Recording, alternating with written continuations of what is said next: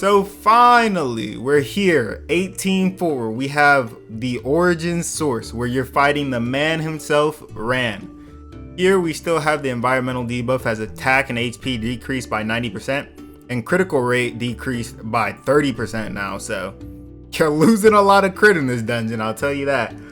So phase 1. In phase 1, we have a dash attack from Ran who creates a flame path dealing damage over time.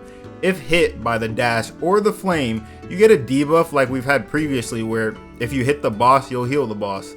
This debuff can be cleansed, and the team co-op effect is really helpful in this regard, since if the other team defeats Ran phase 1, then Ran's dash attack will no longer leave the flame path behind for the other team in phase 1. So keep that in mind. First, we have the black hole effect, where a player will be targeted, showing an indicator above their head, and a few seconds later, a black hole will spawn on you that will suck you, make you take damage over time, and silence you. You can mana break out, so make sure to step away from the party if you do get it. Then you have a crystal that spawns and will block your path.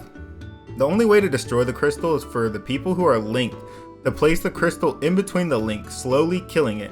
Now if any other player stands in between the link, they will take damage, have their potions unusable for 5 seconds, and mana drained. Then we have a special mechanic where there will be 16 circles throughout the map, and your goal is to find the 4 white circles, which are safe areas. The circles will turn white when you are on it, so just go around searching for it, and when there's more than one person on it, you'll both be randomly teleported and potentially hit. So that's it for phase 1. Moving on to phase 2, we have the map where you can just fall off just like in 12-7, instantly killing you. First, we have an important mechanic to this phase being the portals, where 2 players will be targeted, and after a few seconds, they'll leave behind a portal that is linked to each other, allowing you to teleport between them. This is used for a later mechanic, so make sure to put these in the far left and right sides of the map. Then we have this abysmal aura that spawns on the map. The player who takes it will have an explosion around them, killing any party members nearby. However, if no one takes it, the boss will be healed. The boss will also be healed if he touches the explosion. So make sure to stay away, and you can use the portals or Elrion clock to stay away. Then we have the flame paths, where it'll apply either the same debuff as phase 1, healing the boss whenever you do damage to it, or an unknown debuff. Note that the heal debuff can be cleansed, but the unknown debuff can't. We then have Ran summon an area which inflicts slow debuff, and if your slow debuff goes up to 5 stacks, you'll be flattened, like get the flatten debuff. It's not deadly itself, but it'll be annoying for sure, so try to DPS outside of that area. Then we have Ran's special move in this phase is where he'll start teleporting to a random player, exploding the area a second after. Note that revives don't work during this mechanic, and that if the boss is in the middle of the map, there is no safe area. Reason being, you set up the portals to the sides to go back and forth between them during this mechanic. Make sure to also be wary of the lingering hitbox from the explosion. So for his last mechanic, the crystals, note that there will be 4 crystals that'll spawn, each being linked to a player. Your goal is to find the crystal you're linked to and let the boss pass through the link between yourself and the crystal. Note that no matter how many players are alive, the crystals can still spawn, and if you don't let them pass through all 4 crystal links, you will be debuffed. So if your crystal is on top, stand at the bottom, while if your crystal is on the bottom, stand at the top. And that's it for phase 2.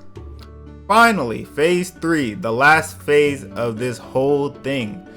We have Ran in his giant Mickey Mouse, giant ass mouse form. In this phase, we have a special color mechanic where you'll have an F4 key for this mode to hit the boss and its mechanics.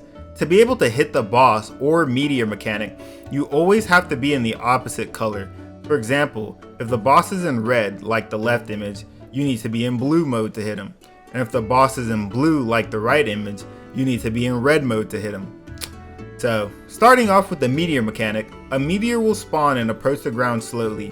As I said before, the color mechanic will apply to it as well. Your goal is to destroy it before it touches the ground, otherwise it'll heal Ran. You can slow it down by freezing it or help you kill it faster by using force skills like Drain.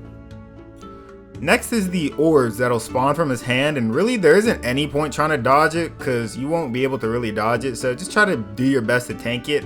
It does hurt a lot, so use consumables like light orbs or dark orbs or even like honey waffles to heal you over time. Then we have some more orbs that'll spawn from the opposite side of the map from Ran. They'll home towards him, and if they reach him, it'll recover 100 HP bars. There will be 4 color orbs in the pattern of red, blue, red, blue.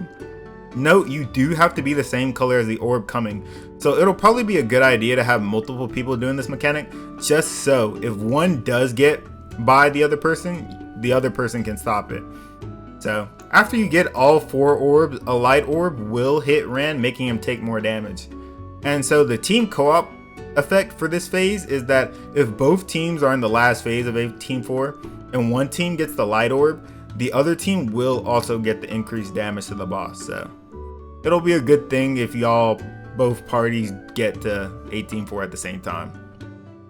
So next up are these barriers where your map will be blacked out and the boss will instantly kill you in a few seconds if you don't find a barrier. There will be 4 in random spots of the map, and you have to be in the same color as the barrier to dodge the instant kill attack. All you have to do is stay on it, and if there are more than one person on the barrier, you'll both die, so make sure to all be on your own one. Then moving on to the symbols and areas mechanic, you'll have symbols spawn throughout the map, and your goal is to basically match them to the correct area. If you deliver the wrong one, it'll cause an explosion, which does fix damage. And if you don't make it in the time limit, it'll cause an explosion. 2 explosions at once will guarantee death, so keep that in mind. Then we have its mechanic of teleporting the party into the back of the map, where you'll be forced to do one of the mechanics of 18-1, 18-2, or 18-3, just like the previous dungeons. All you have to do is survive until you teleport back to the main map. Note, you can use Elrian Clock right before getting teleported to ignore getting sent to the back. Then lastly, we have its Berserk mechanic.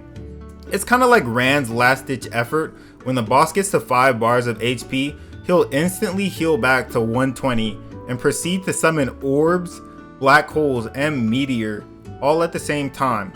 He'll only do this once, and you can end this mechanic really quickly just by getting the light orb to hit the boss, so try to do that fast, otherwise it could get hectic and you could be taking a lot of damage and stuff, so just keep that in mind. And that's it. That's Rand Raid. I covered everything. I'm pretty sure if there's anything I did miss, just put that in the comment section and let me know, but hopefully this guide helped. It definitely helped me just by making it. I know I'll be ready for Rand Raid, so I'm excited. Hopefully y'all are excited, and yeah, let's get it done. So hope y'all enjoy it. Thank you again, Barry, for letting me use the guide, and yeah, that'll be it for me. So if you liked it, subscribe, and I will talk to y'all later, friends. Peace.